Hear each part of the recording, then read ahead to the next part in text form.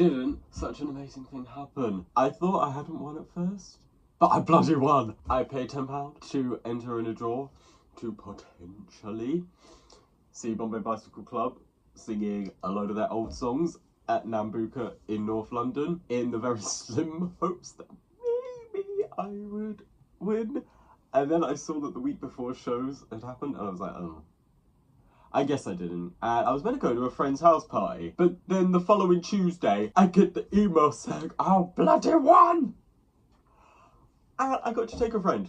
Unfortunately, I couldn't find a friend who was free, but I ended up meeting a new person who herself works in the music industry and does a little record side project, which was so bloody cool. The concert itself, by having only been a Bombay Bicycle Club fan since 2014, so like they'd already had a #1 album, which feels a bit mid to suddenly become a fan of theirs. Oh, I fell into this trap with every artist I fall in love with. I prefer their earlier stuff to their later stuff. So winning tickets for this concert where they're playing their earliest stuff, and the venue's tiny, it was possibly a dream come true. That sounds so fucking corny to say, but I lucked out big time. This place was so tiny. I was wondering how we were all going to fit in there. We did all manage to sandwich in this tiny square in front of the stage. I managed to get a spot so close to the front of the stage that I couldn't even get them all in one shot. And the place was so tiny. They had like they must have had like a room out back, but they had to like go on stage 20 minutes beforehand to help with doing a bit of setup. I mean, they're just trying to work. But it's so bloody cool. They've got through 6 albums, 5 made it into the top 10. Then you're like 2 meters away from them as they're just trying to get sorted, whilst you're in a venue that I think can only take 100 people.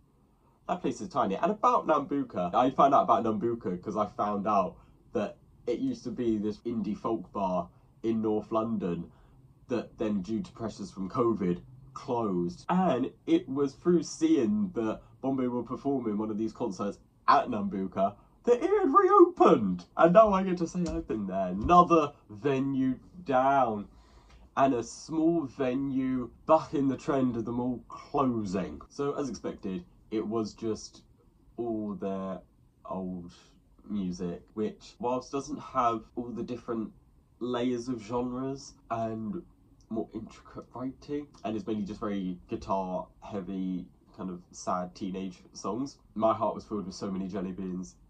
It was amazing. And despite the songwriting not being so layered, it's still so heartfelt. You can't deny that. And of course, they played all the songs from their first 2 EPs. Of all of them, my favourite definitely has to be 16.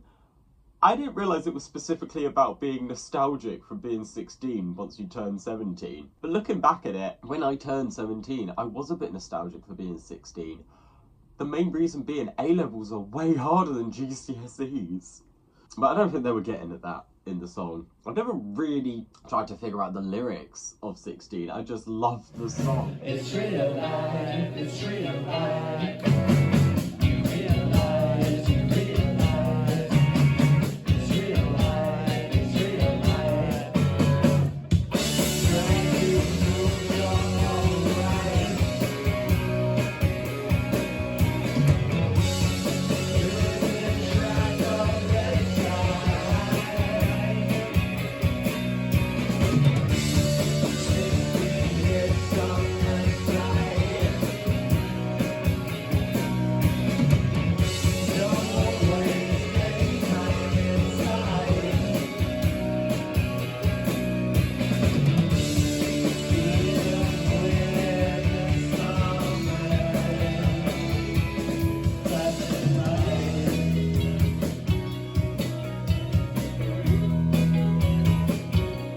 Another song I love so much that I've heard them play before at Ali Pali was The Hill. And I remember Ali Pali then relating it to the fact that it was about sitting on top of Parliament Hill and just doing whatever. And of course Ali Pali is just around the corner from Parliament Hill, but Nambucca's even closer.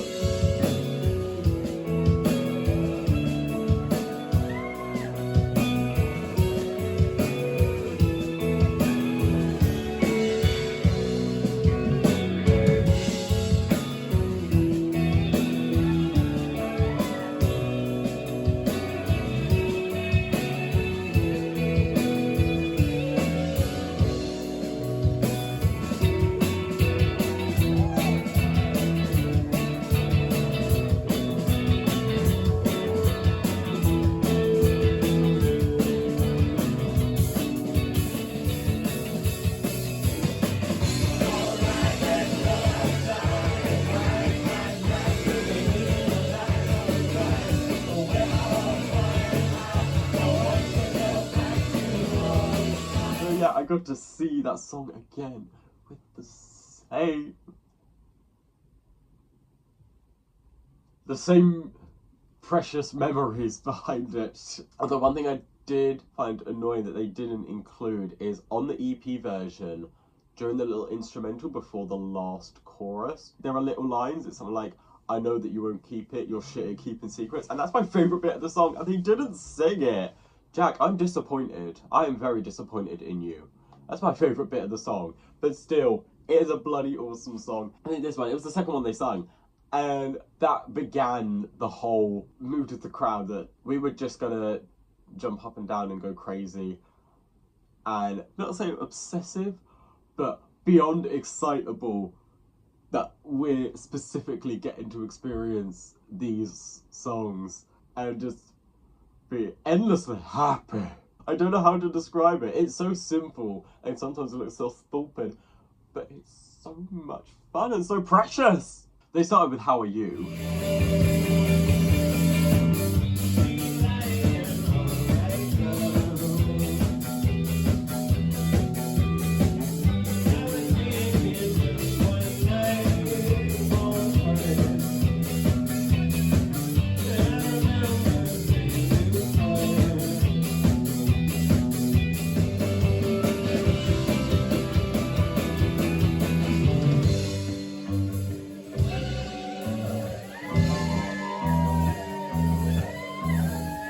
I mean, I do love that song, but I always feel like they should have started with The Hill. I guess it's like one to one was like that. It's one that everyone knows because it was on their first album, and it's very happier than How Are You. I love that song. Now, there are two songs they played which have special moments in them, which make me love them so much. Both Ghost and Magnet have this weird instrumental which kind of slides into the song, but it's sort of just like an experience on its own.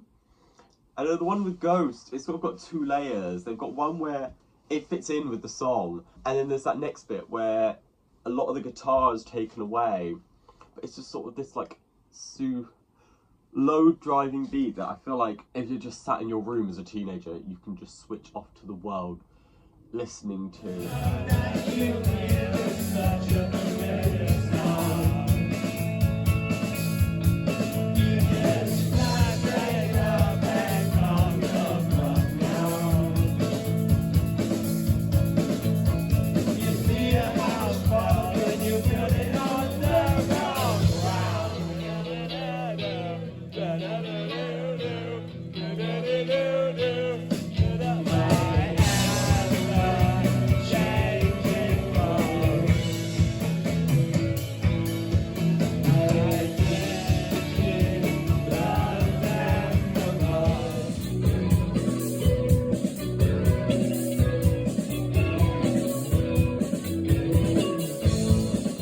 They didn't play that bit though.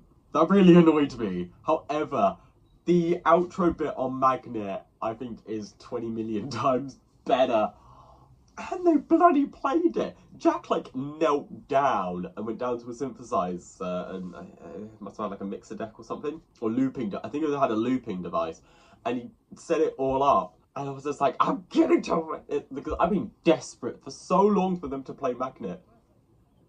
They finally did. They had to. And Jack sorted out playing this little bit at the end. It's one of my favourite parts of that whole album.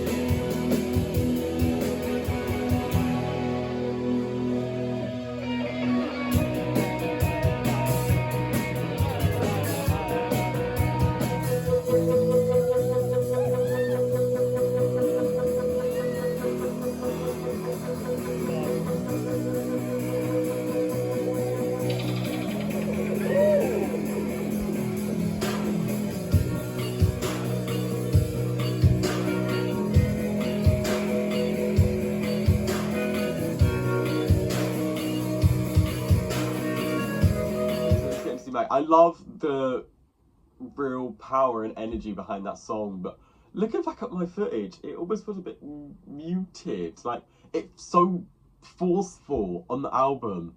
Yeah, I don't know, maybe they just couldn't get the amp to work enough, or maybe my footage is just a bit crap. But I don't know. At the time, I didn't care. I love that song so much. Was so fucking happy they were playing it. And then they ended with What If. It's such a sad song, but it's like etched in my mind. I love it so much, even if it is quite sad. I feel it just like epitomizes that like teenage stage of life.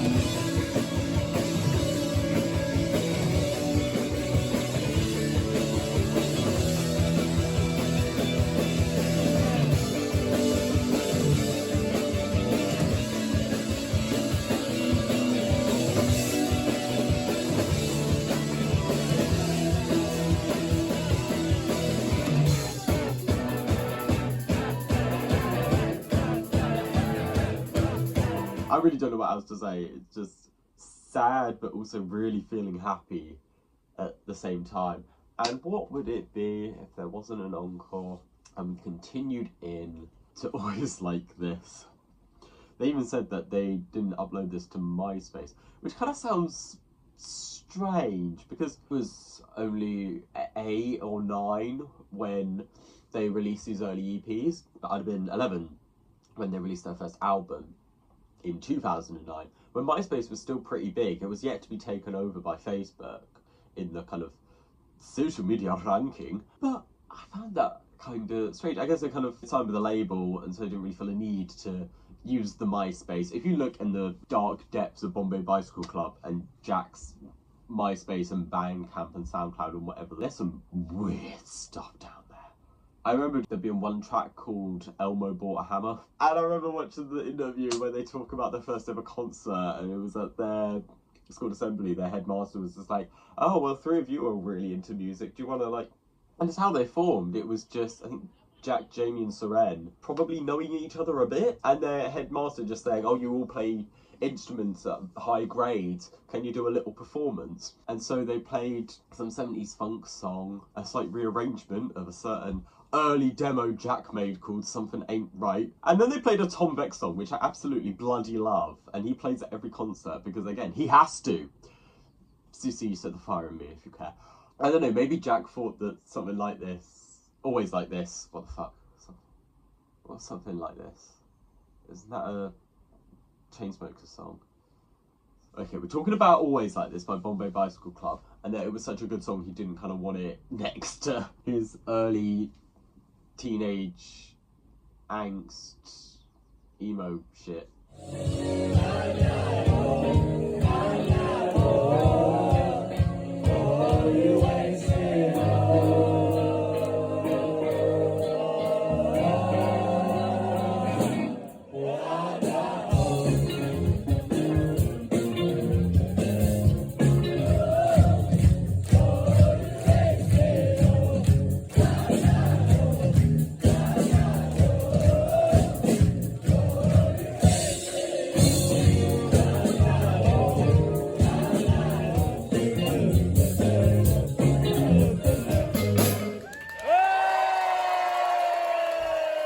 Always a great hit, always a fun time. And then they had room for one more song.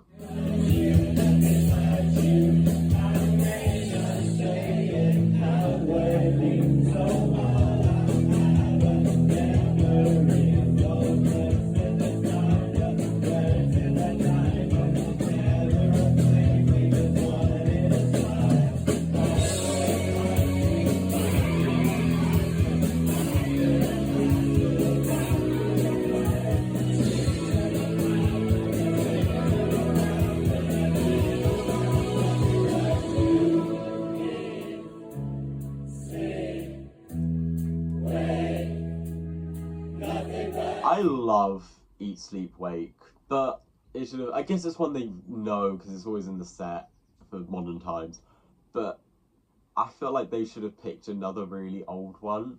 I think they should have picked The Giantess. Not because, you know, this is my third or second favourite Bombay song. I mean, the other song I wish they picked there was Shuffle, my favourite Bombay song. But, I mean, first off, it was on their first album, and the transition from that into the first song on their first album is fucking iconic. Fucking iconic. And to experience that in such a tiny room, the energy would have just been so everything. I don't need to be too mad because I am going to Lido to see them perform Floors and I Had the Blues all in full. So I will get that unless they decide to do like the studio version and just leave us hanging and not go into Emergency Contraception Blues. I'll probably make sure I'm as near to the front as possible so that if they do that, I can run onto the stage with a big rope and tie them all up and refuse to let them go until they do. I hope I don't get blacklisted from the festival now. Yeah, I'll make my way in somehow. I could just break the barrier with my boat, the canal's right there. And to top it all off, I was next to a set list, but Jamie spilt something on it, so it started to disintegrate into mush. But there are a few set lists that they didn't need to put on stage, and one of the stage crew very kindly gave me one. It's even got their original logo. Bloody cool. I'm going to add that to my collection, which will be going back up on my wall once I've ripped it out and replaced it all, because this wall is a bit icky. That was me going to see my favourite band play all the songs they made before I knew they were a thing. I think it really shows how invested and slightly going crazy with this concert I was, that the only notes I made were in like a little frantic panic. Just before the concert, there was a towel on stage, which I found kind of funny. And the only other note I made whilst they were performing was that the keyboardist they had was also a friend from school. And apparently the keyboardist, Jack and Seren, is either Seren or Jamie, they all had very bad acne. I had pretty bad acne as a teenager, but not to the extent that they had it, where they needed to take experimental pills. But apparently a side effect of them was hitting depression. I feel like the fewer the notes, the way better, or just way higher energy the concert. It was everything. It was special. It was a happy time. I have been Jack the Music Lover, and I will see you soon. So it's been a couple of days since I filmed the video, and things just keep flooding back into my mind.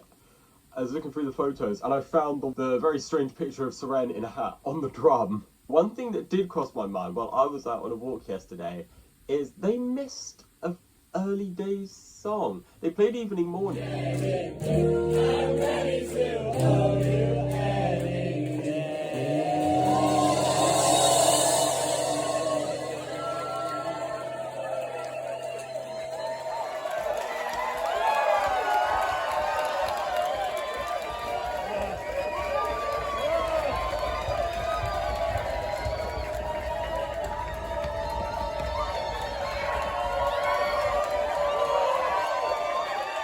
As we all know, the B-side on that EP is You Already Know. And they didn't play that one. They instead played the song that's also on their first album. And whilst it's an acoustic song, it's kind of antithetical to the instrumental setup they had. They still could have played. I would have liked them to play it, because they're not going to play it at Lido. And I love that song. They should have played it. Okay, right.